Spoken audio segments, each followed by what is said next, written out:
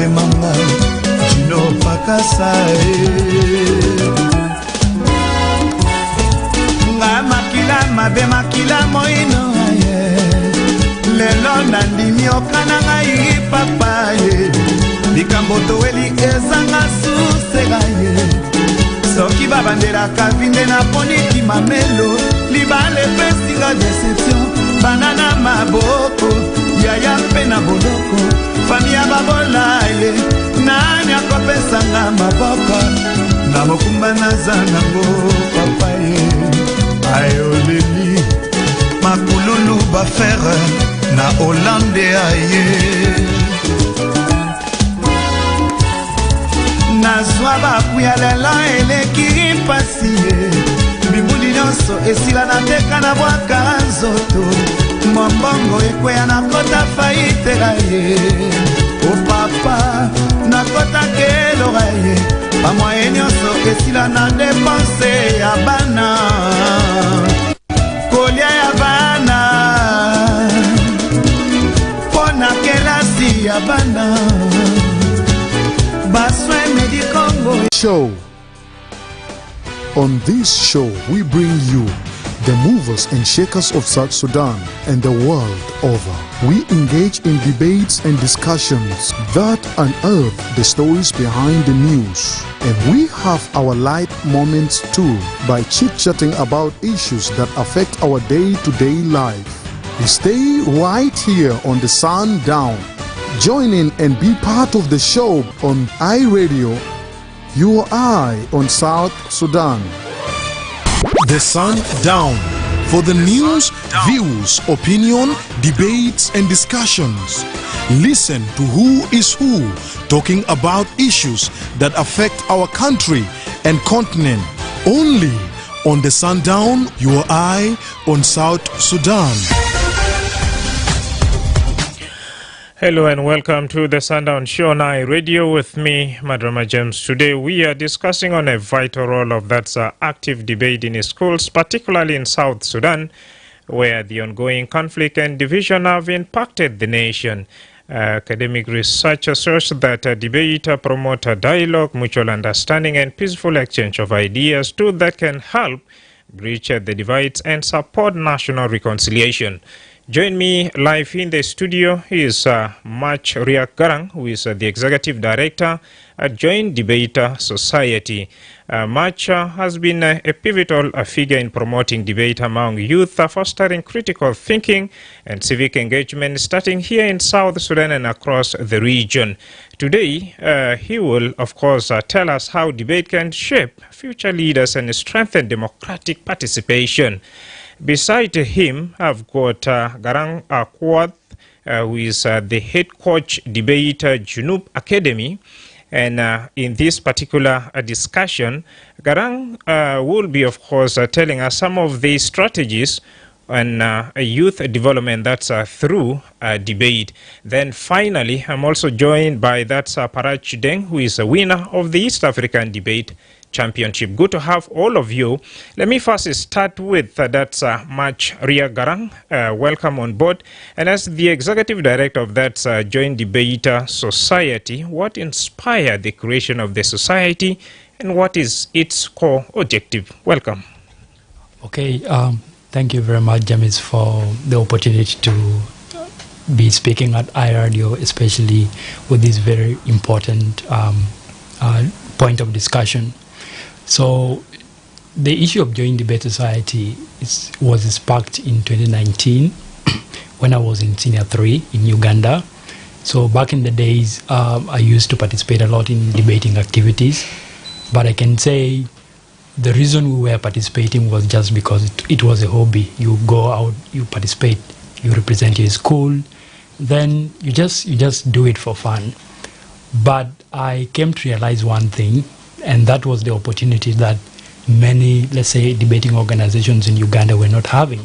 Because as a South Sudanese, my background, I flee the country because of war in 2013. And I thought as much that debating is something that could play a huge role in shaping me, building me into becoming a very good leader as such. So I thought of that idea with some help of my friends to set up like a debating organization that would come back home, not just to come and impact the students in the art of public speaking and critical thinking abilities, but to be a platform where we can engage young people to become better leaders, where they don't disagree and fight, but where they disagree but come to a conclusion point. So that was like one general idea behind the formation of Joint Debate Society. Wonderful. Over to that, Garang. As a head coach, what are the key qualities you look for in a young debater? Because you are the engine and mentoring some of these debaters and giving them some of the strategies on how best they can really debate. Welcome. Thank you very much. Good evening, and my name is Garang Quart. Professionally, I'm a lawyer. I practice at our Care Law Chambers, advocate of the High Court of South Sudan. And during my spare time, I train young people, like you rightly say. I mentor them, I coach them, and I adjudicate their debates, intellectual debates. And that's why I am heading the Junub Debate Academy, an academy established by Joint Debate Society, like Chris just said. Quickly to your question, first thing we look for in young individuals is confidence. It's very rare to find a young person that wants to stand before people and speak. So we look out for young children, especially in primary and secondary schools, who are interested in hearing out their views. You know, at that young age, the most important thing is the willingness to speak. It's less about what you're saying, how you're saying it, who you're saying it to, and all that. So we look out for confidence. That's the first. The second thing we look out for is young intellect, because it takes intellectual abilities to think regardless of how weak, feeble, or how shaky your thoughts can be, and then want to hear them out. And thinking is a very important skill to build from a very young age. So we look out for confidence and the need to think, the intellectual abilities. When we find such people, we get them into debating through our network within schools. We have school debate patrons, and they identify them. Then they train. They call us. We train them. And when we train them, we organize competitions. We have flagship competitions that all schools look out for every year that comes to participate in, to win, to be top 10, to be best speaker, to get accolades and all that. So basically, those are the first things we look out for. Yeah, thank you. And over to that, Paraj, congratulations on that your recent victory. Can you tell us about your journey to becoming the East African debate champion? Welcome. Okay, thank you. My name is Baraj Deng, and currently I'm like waiting for my results. That's all and part of Junub Debate Academy.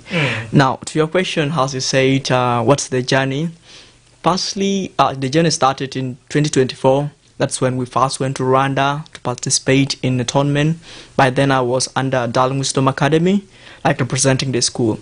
Now, when we went there under Joint Debate Society, it was a new experience, and we were not to that level of either winning the championship. So after coming back, we all sat down and tried to reflect on the entire journey, how debate is like different from how we're seeing it. You know, here in South Sudan, debate is just, people just perceive it to be like a matter of argument, but not matter of like intellectual discussion and things like that. So now in 2025, to make it brief, that's when we went to Kampala. It was really a tiresome journey because in some point we had to sleep together with my teammates. That is Mathiang, my first speaker, and Kuch, my third speaker. We had to be together for like 4 days, you know, like practicing, make sure we get everything together, make sure we also do rehearsals and research to like put all the complex work together. And when we went to Kampala, the first thing, as South Sudanese are regarded in different parts of the world, it's the kind of stereotype that people have toward us. You know, when we went to Kampala, there was not that kind of belief that a South Sudanese team may win the trophy. That was the first thing. So that kind also gives us the determination and fueled our strength to at least move forward and debate with that kind of confidence. So it also happened.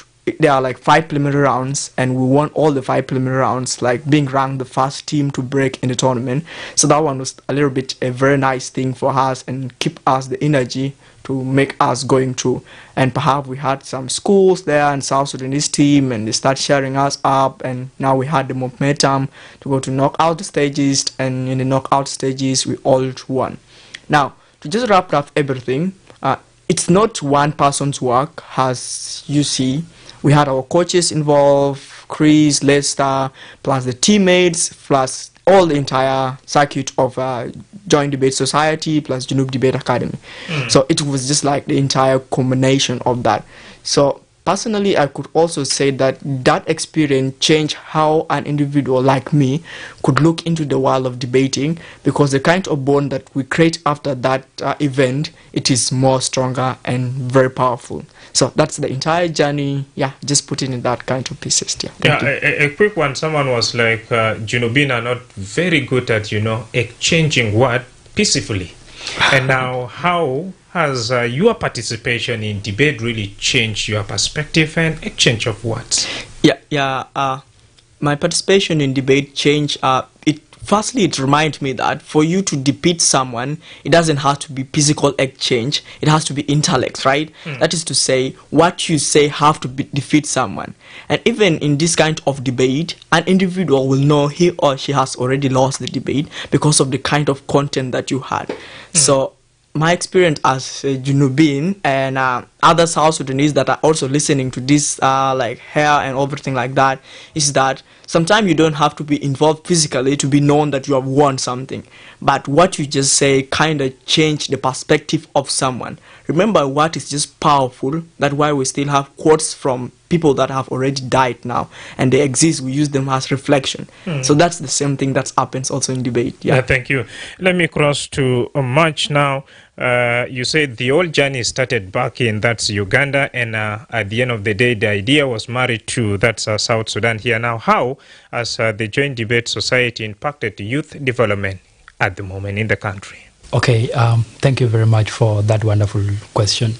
I think to answer that question, I must appreciate him. The first time I met him was in 2019, back in Gayaza High School. That was also the first time he started involving himself in debating activities across Uganda. So at some point, he's also my coach. I'm the executive director, but he's my coach and he's my mentor. Yeah, sure. Yeah. So generally, how the debate has really impacted many young people is huge. Firstly, in terms of how debate has shaped them into who they are right now. In Junub Debate Academy, for example, I think is going to complement. We have over 40 incredible young people who are recruited after the tournament. So after the tournament of, let's say, over 200 or 300 students is done, we take the best top 10 or top 20, and then we recruit them into the academy and then train them further to develop them and expose them to many other tournaments. So generally, these are like young people who actually grow in terms of leadership. They gain many skills like confidence and the ability to like think critically. And I think one of the assessments we did last year was that most of the student leaders, let's say across Juba right now, you can say head boy or head girl or head prefect, these are people who are part of the debating club. So they gain the quality of like becoming confident when they want to convince their fellow students to vote for them. And I think that is one of like the vital leadership skill that we have impacted in them. But also across Juba, I think debate is now a culture. Once you go to a particular school and students don't participate in debating activities, I think there's that isolation that the students really feel because they are isolated from meeting new friends. Like Barack put it, they are not just friends from Darling Wisdom particularly, but he has met friends, let's say, from other different schools, other ethnicities, and other parts of the country. And I think this is very crucial in terms of building that social cohesion among young people at a very young level like that. And I think those are like the things we look beyond in terms of debate. So we bring these young people together, we let them debate problems that particularly affect their own communities, because we draft motions and we also draft some themes that we rely everything on, but they are able to contribute their own solutions that they think are right, and they are the ones to like provide why those particular solutions are really good. So we think we are shaping them in so many ways. Yeah. Mr. Coach Garang, can you now share with us some of the success stories of students who have benefited from also your coaching within the country? Yeah, sure. Thank you very much. Just even quickly to add to what Chris has been saying, you see, even the kind of exposure and exclusivity we create when we train young people to debate and to think intellectually and rationally, it stops them from falling into groups that are not good, like crew, like gangs and things like that. Because every time they have a spare time, they are practicing for a debate, or they are researching, or they are watching a debate video and things like that. So that's another. But quickly to your question, I think the first very important success story is our story at the East African Schools Debate Championship, because like Baraj said, every time, and if any South Sudanese has traveled out of the country, they must have realized that the kind of perception that people have of South Sudan is distinctly negative. So when we went to Uganda, we had participation from Rwanda, participation from Uganda, and then participation from South Sudan and other regions. And you would find that this participation is by different nationalities. So at East Africa, you'd find that more than 10 or 9 nationalities were represented. So, and these people come with their own beliefs about South Sudanese. But when we went there, we were peaceful, we were competitive, we were zealous, we were committed, and that's a very new thing for them. So at the end of the day, most of the feedback we got is, oh, you people, this is nice, we did not know that these things exist, and things like that. So that for us, for our country, is a success story. For us to use debate, a very unknown piece of art that not very many people know, to share perception about our country, is a very important success story. But on these young people particularly, and I think this is where your question comes in, some of them have become very important advocates for social justice within their communities. They are advocating for environmental protection, they are advocating for girl child education, they are advocating for education for young people, for enrollment and things like that. If you look at the youth parliament, I think the kids parliament that happened, the young parliamentarian, thank you. Most of those people that participated at the young parliamentarians are debaters. Almost all of them are debaters. And as a result, you would see that because of the confidence built and the kind of ideas that they are sharing, they are beginning to be members, to be active members of the society, contributing in important policy decisions into how our country is being structured. And nation building, at the end of the day, is a collective effort. For us to see these young people as part of active people contributing to how we build South Sudan, we consider that as a success story. Yeah. All right. Over to that, Baraj. What lesson have you learned from that debating at a high level, and that you think are also valuable to other young persons in South Sudan? Okay. The first lesson that I learned is that, firstly, as an individual, you have to be open-minded.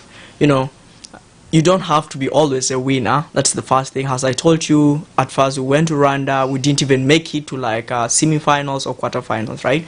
So the first thing that I learned, that as an individual, you have to be like open-minded. This is to say that you have to embrace change and make sure you get into the unknown. That is to say, if you get to like things that you don't know, then you will have now the ability to learn and be flexible. Now, I kind of find it like it's one of the major problems when I reflect on South Sudanese journey or South Sudanese student, because there's that kind of rigidity that people have, that you don't have to embrace a change or need to like change the environment, right? So that is like the first thing that I learned, that as an individual I have to be open-minded and make sure that there is a room to grow and a room to change as a person. And secondly, it also said that you should believe in your capability. You know, I never envisioned myself, honestly, let me just say this, like when I was in my senior 3, senior what, I never envisioned myself that one day I'm going to win East African debate tournament or things like that, right? So after winning the trophy, I realized that anything is possible as an individual, right? So you just have to believe in your ability. So if you're open-minded, having like you give yourself that growth personality as an individual, and also you believe in your abilities as a person to achieve something that you need in life, it then becomes very easy for you to at least lead a positive path, right? That is it. And also, I also learned that as a person, for you to like change from where you are to become what you want to become, it's what you do daily, right? I realize now, if we had not been practicing or if we had not been rehearsing, then there would be no chance for us to like win the trophy, right? So that definitely means that for you as a person to reach a goal that you need to reach to, that means you need to, everything that you do daily in life matters, right? So it doesn't have to say, oh, if I'm going to like I'm going to become the first in class, or I'm going to do this, build this house, or do these things. You don't have to wait for that particular day to arrive for you to do magics and things like that. So every contribution that you do one by one lead to that destination that you need to lead to. Yeah, that's all that I learned in tournament. If you take a look at all the success that we have had now, it doesn't really come easily. And now the question is, what challenges does joint debate society faced in promoting that debate among the diverse youth, and how can that challenges be addressed? Right. Thank you very much for that question. I think the first challenge is the people's perception about debate and how they perceive debate in general. Many people think that debating is about arguing, and then you counter-argue, and then you disagree but don't get to a point of getting a solution. But I think it's an opposite, right? Because when we came here, for example, in 2023, because that's when we started our work here in the country, it was generally something new. I think Baraj can attest that. It was something generally new, but people had a different mindset about it, particularly when it comes to part of doing tournaments or competitions. So someone go into a competition thinking that he's actually going to win, but getting there you realize that you are actually going to learn. I think that part is just like a challenge that we face within it. But I also think we have many other external challenges. For us to be able to conduct this tournaments or whatsoever, it comes with a lot of burdens, things like the financial burden. And because we rely so much on schools, these are like our key partners. So at a point in time when most of these particular schools don't afford to subscribe for the tournament or championship, it makes sure that their students are barred from participating. And when that happens, I think we get like a limited number of students that we can generally impact. But also I can say most of the schools or most of youth particularly are too rigid. Like they think debate is meant for like a specific group of people, those who can talk, argue a lot, those ones who are just like talkative. And they think that if they don't do that, they are not generally part of that. So that also limits us how we can possibly expand and involve many youth to join the art. But I think on our part as Joint Debate Society, we have really tried our best, because once we get to tournaments, people like Baraj can actually come outside and also help in terms of like training and also change that kind of perception. So generally we realize that, even if we have those challenges, particularly we still have people who are joining the art. All right. Mr. Coach, we were starting from that side, the two incidences that happened in the country, 2016 and 2013 and 16, right away debate, picked up from the schools. Now, as the coach, what are some of the challenges you are seeing most of these schools are facing when it comes to that active debate, and how can those challenges can be overcome by the leadership of the schools, and also as a coach who is having experience in mentoring some of these kids? Yeah, sure. Thank you. So that history is particularly important, the 2013 and 2016 history, because like Chris said, when we came back to the country, that's when we came with these skills, and then we said we can't just learn and then we'll stop there. We bring it home.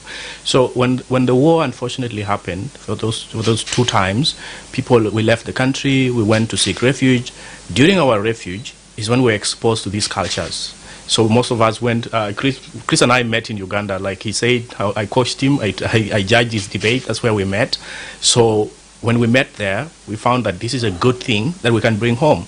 So that's how debate picked up after the 2013 and 2016 wars, respectively. So we came back with these skills, and then schools also have had a period of peace since then. People at least are in the country, and we're trying to build something out of the ruins of war and things like that. So debate is one of those things we are trying to build from the ruins of war that unfortunately happened. Now, schools are still facing challenges. One of them is, like Chris said, finances, because schools are solely and this is something you also probably forgot to add, our impact is mostly exclusive to private institutions. And the reason why that happened is not because of our design, it's because of how resources are distributed. We don't have any other means of running tournaments if schools do not subscribe. And it just so happens by economic default that private schools have the financial muscle to contribute to tournaments and sign their students up. So public institutions, unfortunately, do not have the resources to sign their students up. And that's why you find that most debating institutions are private institutions because they have the money. But public institutions, unfortunately, don't have the money. So that's why... How can that narrative be, changed? Yeah, because the first change from that narrative is how that can be influenced is the support that goes to schools must increase. If it is a public institution, it means it receives support from the Ministry of Education and therefore from the government. That means the government will need to fund public institutions more so that schools can have spare money to contribute to co-curricular activities like debate. If they had the money, they would love to. Actually, in some of our tournaments, we make it an intentional move to include some of these public institutions, even if they can't afford, at least so that we don't exclusively deal with people who can afford, because it's also socially unfair to let someone not get something simply because they can't afford it. So so that challenge is extremely important, and it's a challenge. Even as an organization, we are still thinking about how do we do it. Do we need to make tournaments alone for these public institutions so that maybe they are lower and they can afford them, or whatever it is? We're still thinking about how to do that, and also even within private institutions themselves, the other challenge is the competition between co-curricular activities and the curricular activities.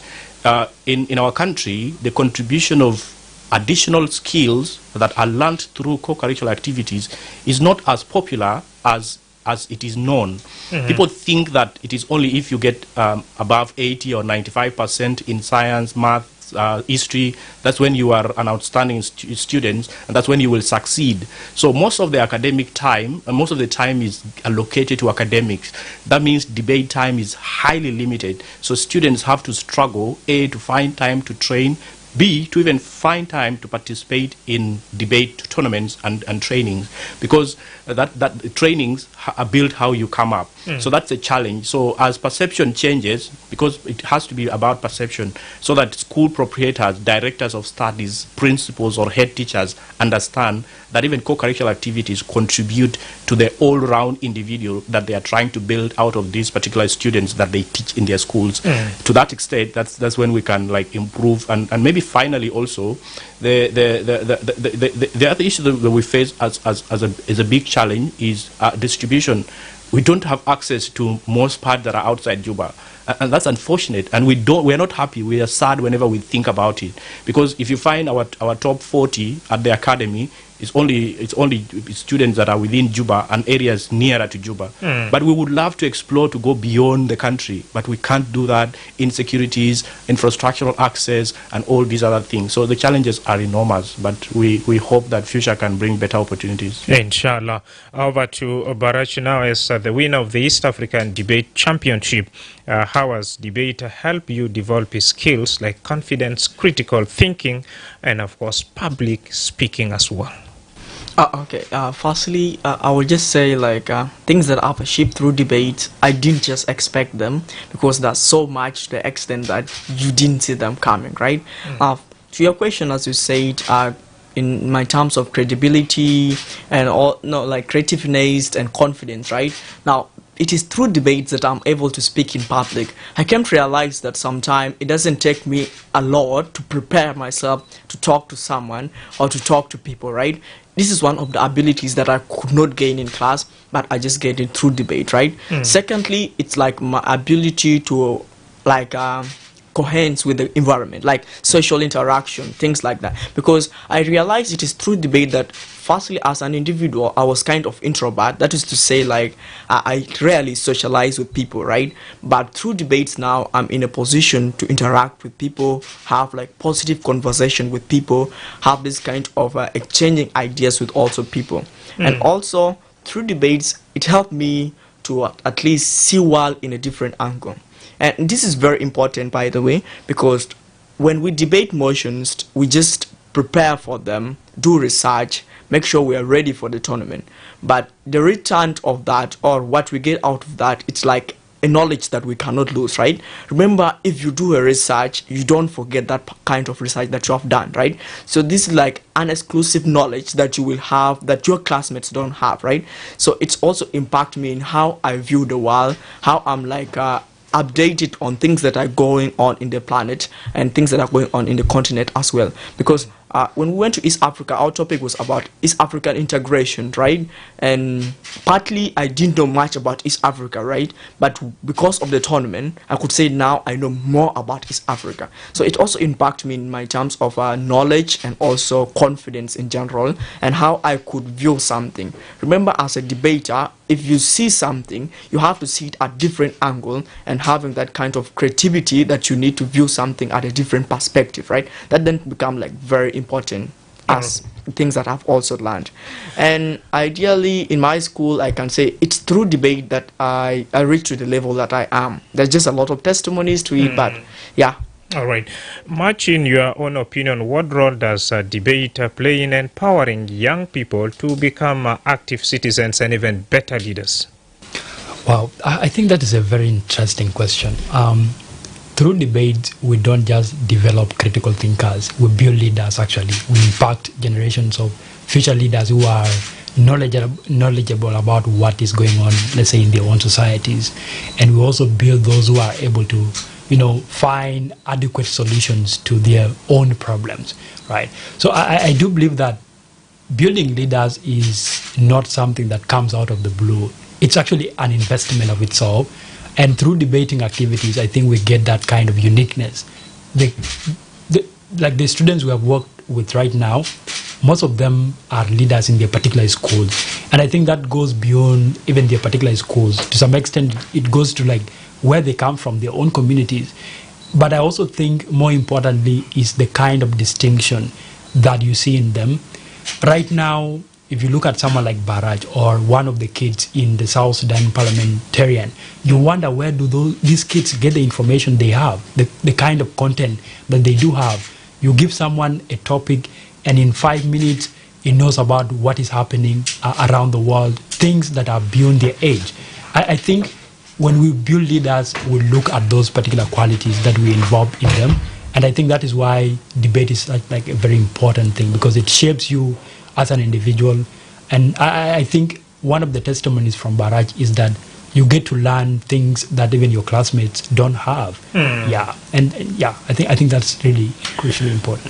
Mr. Coach, how do you see debate influencing the personal and academic growth of students beyond the competition area? Because you are the senior, you are the coach, and you have all the strategies as well. Yeah, sure. Thank you very much.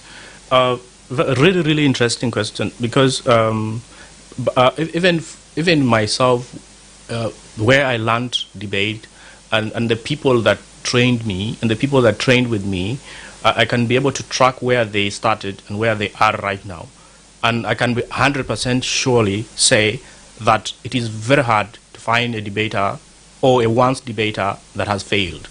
I mean, there is no absolute standard for failure in life, but you would see that a particular individual is doing fairly well because of the kind of skills that they possess. So that's a very important question, because beyond debate, like Barrage said, the things you learn, about yourself, that you are able to think on your feet, because when you're speaking, you are thinking while you speak. They will shoot you with a question and you must give it an answer that but not only answers the question, but makes you win. So you are learning to be competitive by thought, also by rationality and by ideas. Now, the most powerful people on earth are people with the strongest ideas. The most clearest way you build the strongest ideas is to allow young people to compete on ideas. Now, when you do that, you train them that competition doesn't have to be physical, it has to be on ideas. So by extension, you're building stronger leaders that compete on ideas. You're building critical thinkers, people that are able to look at a problem and think about it multidimensionally. You think about a problem in several dimensions, which makes it easy for you to come up with not only a solution, but the best solution for that particular problem. So that in itself is an exclusive benefit that we get only from debate. Because, I mean, other things can do, but the exposure you get from debate is where you get that from.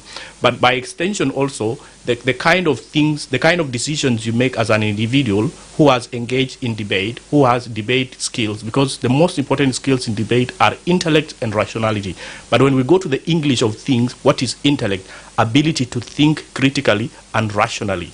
That means if it is your situation, you don't just think about it like any other ordinary individual. You think about it, what caused it, how to solve it, how best to solve it, who are responsible, stakeholders in your problem. Like in debate, we discuss stakeholders. Stakeholders are the people affected by the problem for whose solution you are trying to address.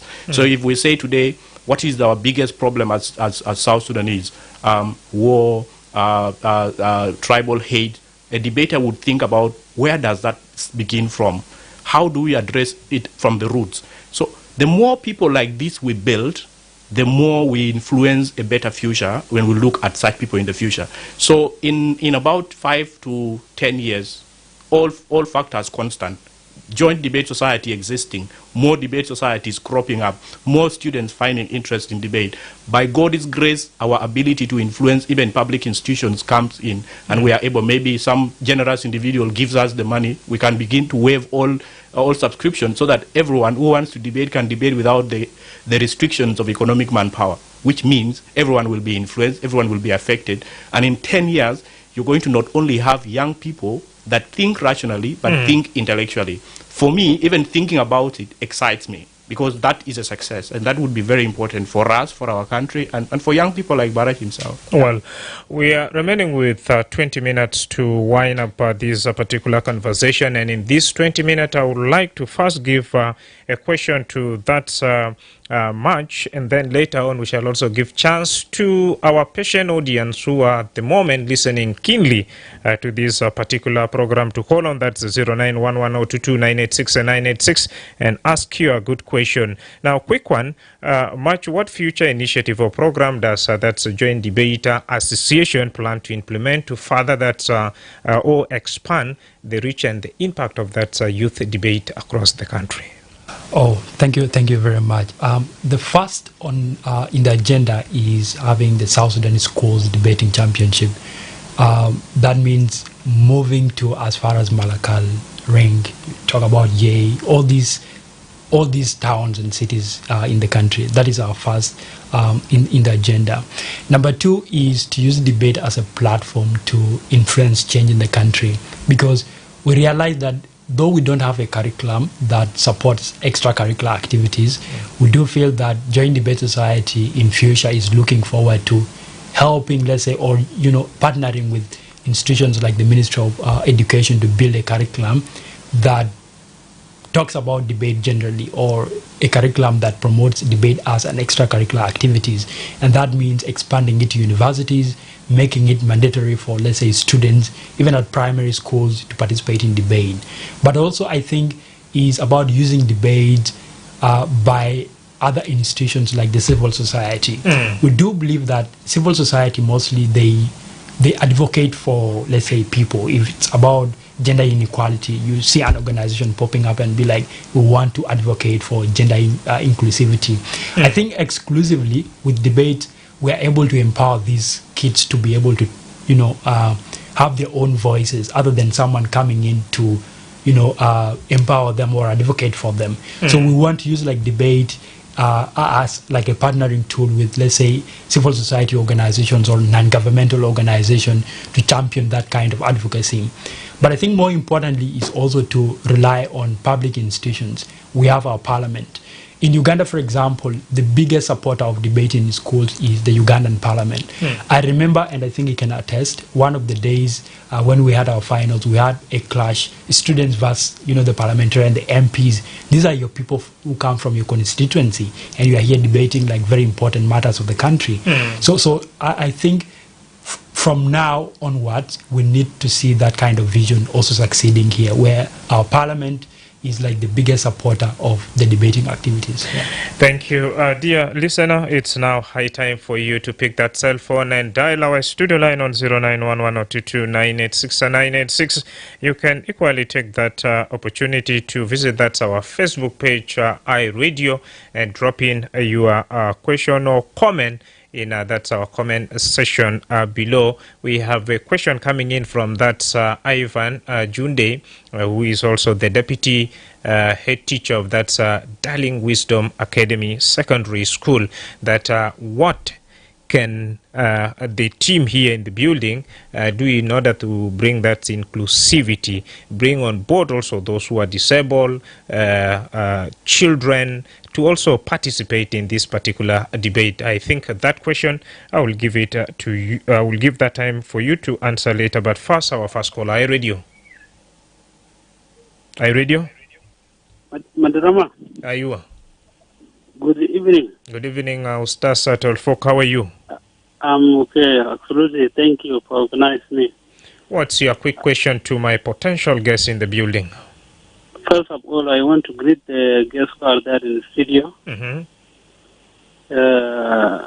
اللاصة يعني أنا قاعدين نستمع على حاجات اللاصة في المجتمع ودولة بتاعنا، لكن المشكلة شنو؟ المشكلة أنا حاجات خطيته في جوا، وجوا ده أسمى بتاع جنوب السودان. وناس بتاعنا بمشي هناك في إذا فرقة بالمشاركات بتاع إذا فرقة، لكن لو ناس أرجع في جوا هنا ما له نازل، يعني الناس لو انت لقيت حاجه هناك في اذا فرقه انفالمنتري، لازم انت تشارك مع الناس القاعدين في الولايات، وناس القاعدين في الولايات بعدين بمشي لكاونتس، وناس القاعدين في الكاونتس بمشي للفيامات، وناس الفيامات بمشي لبوما. ليه انتم ما قاعدين تعملوا الحاجه زي ده عشان يكون الناس القاعدين الورا هناك عشان تلقى الرساله بتاعكم والحاجه انت لقيتم من هناك من الإذا فرقة ماله؟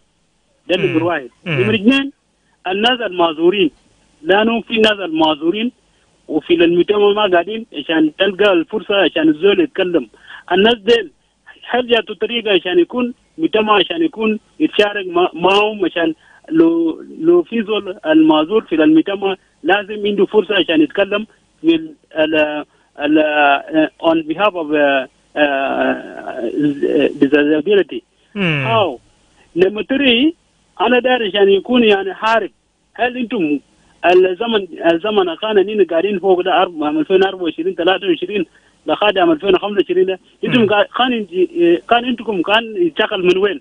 ويلا زمن ثاني أنتم شغل ده لأنه في اتجاهات يعني في، لكن الحاجات يعني عسل يعني في التشالنجز كان انتم تلقوا زمان كان انتم بديتوا شغل ده التشالنج شنو والاسا يعني الاشيفمنت بتاعكم دير نسمع الاشيفمنت بتاعكم عشان يكون الناس يعني بعرف الناس اللي قاعدين في السيده ده عامل المجهود كثير. الاشيفمنت بتاعكم وين؟ شكرا جزيلا اخونا تولفوك. You are a lawyer by profession. Now the question is, what plan is in place also to bring on board those who are disabled to debate? Welcome. Yes, thank you very much.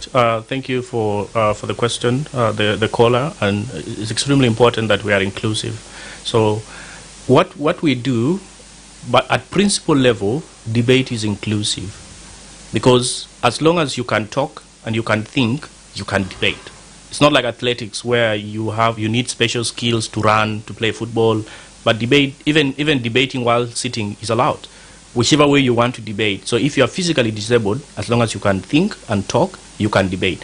I think one of the most important highlights, two highlights. One happened here, and the other happened in Uganda. The most outstanding disability award in Uganda in 2024 at the Hunza debate was awarded to a South Sudanese young girl who lost one limb. She's one single-handed. I think she was from Sacred Heart in Gulu. She debated, she did extremely well, and the tournament had an award for disability, whichever disability. She was awarded that. The second incident happened in our latest tournament in Jonglei State. I think one of the debaters was physically disabled, a particular individual created in a particular way, and that did not stop him from debating. It did not stop him from thinking, and he was even among the top 10 speakers.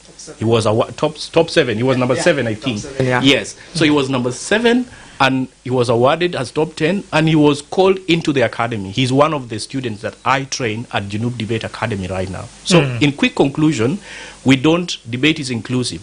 But I think the question wanted to know, what intentional steps do we take? Even every time we call for schools, we explicitly tell them that this does not exclude people with physical or whatever form of disability. So even if you are not able in speech, I think there was a time, one of our tournaments, a stammer. The young boy from Alekma in our junior tournament, he is very young, called Mading. Mading has a stammering problem. He has a speech issue. And this is not a physical disability, but he's a stammerer. But even despite that, Mading debated. So what we would do is we would encourage judges to add him extra time because of his inability to say things. Special consideration. Absolutely. So he cannot, if everyone has 6 minutes to say sensible things to win, Mading would use those 6 minutes to say fewer things because he's stammering. So we would say this particular individual can be added 2 or 3 extra minutes because of his condition.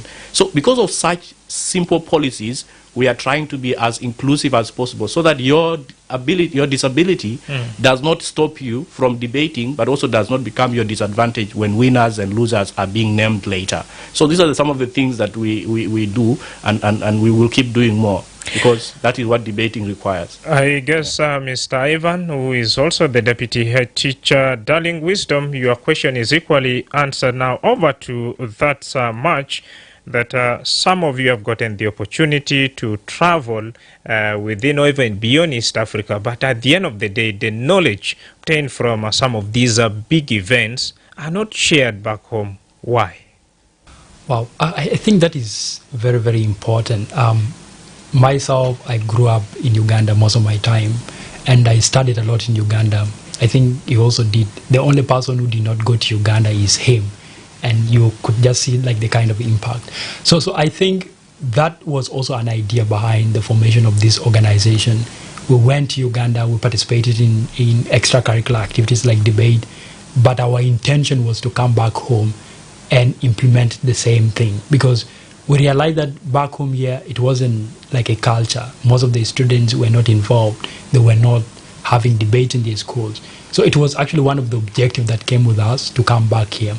I think to make an extension in answering that would be, why not beyond Juba? Maybe why not to Malakal, Ring?